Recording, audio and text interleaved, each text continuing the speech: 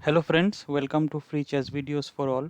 So today we are going to look into the second video of Caro-Kann defense. So I played this game in chess.com and I just wanted to show you guys. So the game starts with e4, c6, d4, d5, knight c3, d takes e4, knight takes e4. Now I played bishop f5. So in my earlier video I showed you that you can move the knight to f6 also, but in that match I played bishop f5. So knight g3 attacking this bishop, so bishop g6, now h4. So I played h6 because if he pushes the pawn to h5 then my bishop would be trapped. Still he pushes the pawn, I came to h7. Now my opponent played knight f3. I played knight d7. So knight d7 it's not a correct move here, because if I go back, so here if your opponent plays knight f3, in that case you should play knight d7, because you are stopping this knight to come this e5 square and attacking this bishop. Okay, so I made a small mistake in that move. Okay, it was a rapid game, so I didn't check that one. So knight f3, knight d7, now bishop d3, I took the bishop, queen takes d3. I told you before also bishop d3 is a very common move here. So after that I push the pawn to e6, bishop d2. Okay, now I played knight f6, long castle, and bishop e7 because I want to go for short castling. So now he played king b1, because later on this queen can come to a file and attack this pawn, so it's better to move the king early. So I played c5 because I wanted to open the position. So now he played knight to e4, sorry, not this one, knight to e4. I played queen c7. Yeah, so queen b6 is also a good move because we are just trying to protect this pawn.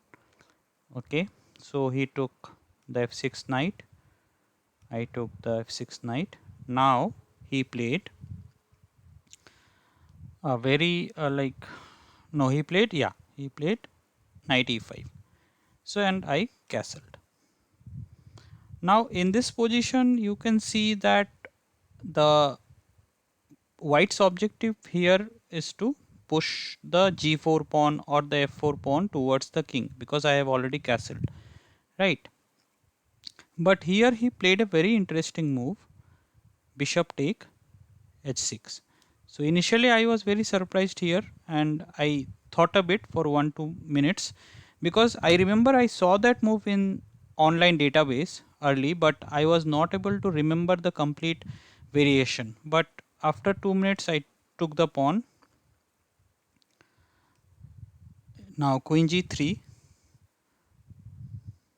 Yes, now I went to h7, because if you go to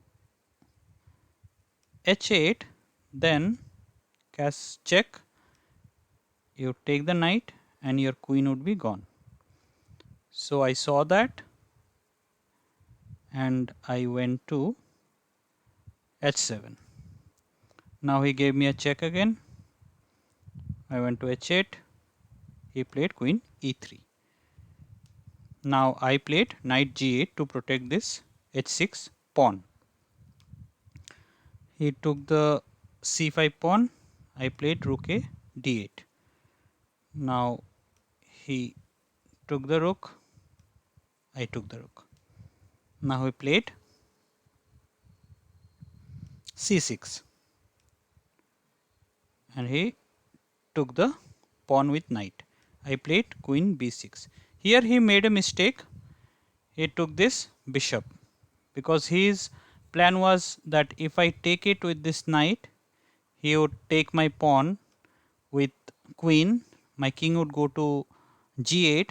Then there would be a check here with queen. If I go to h7, means there could be a chance of drawing the match here. I didn't calculate that much, but here he missed one thing, that I can take the queen first. He took the queen, I took the knight, and he resigned here. Okay, I just want to show you one more thing here. Let's go back. Let's go back to g6. No, not here. Queen d3. Now king h8. King e3. Here, okay. So if you don't play knight g8, then it would be a, like, this position is still very critical for black, because knight g8, if you see, it's straight protecting this h6 pawn. So suppose you don't play knight g8 and you push the king, in that case he can push the g4 pawn, then g5, then it would be a very dangerous position. You can bring your, you can't move this rook also, because this pawn would be hanging. So you have to calculate here very carefully and then play. So luckily I got the move knight g8. So yeah, this is the game I wanted to show you, and later on I'll bring some more videos in the bishop f5 line and I'll upload it so you people have a watch. So please like and share the video, and please subscribe the channel, and I'll see you soon. Thank you for watching. See ya.